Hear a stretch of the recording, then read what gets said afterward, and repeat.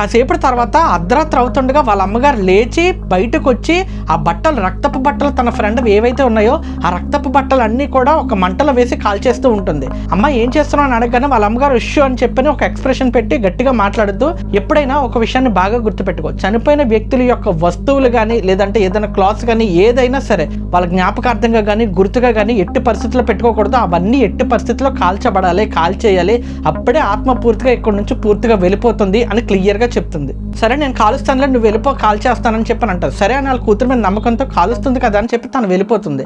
వెళ్ళిపోతూ మధ్యలో ఒక అద్దం కనబడితే ఆ అద్దంలో చూసుకుంటుంది. వెళ్ళి అద్దంలో చూసుకోగానే ఆ అద్దంలో చనిపోయిన వ్యక్తి యొక్క శవం దయ్యంగా తనలో కనపడుతుంది. అప్పుడే తనకు అర్థం అవుతుంది ఏదో జరుగుతుంది అన్న విషయం. సో స్టిల్ వెళ్ళి ఆ షాక్లో అలా పడుకునే ఉంటుంది. సరిగ్గా అర్ధరాత్రి అవుతుంది అనగా ఒక దుష్ట శక్తి నీడ రూపంలో వచ్చి వాళ్ళ అమ్మగారిని ఇబ్బంది పెట్టి ఆవహిస్తున్నట్టు ట్రై చేస్తూ ఉంటుంది. కట్ చేస్తే తెల్లారుతుంది.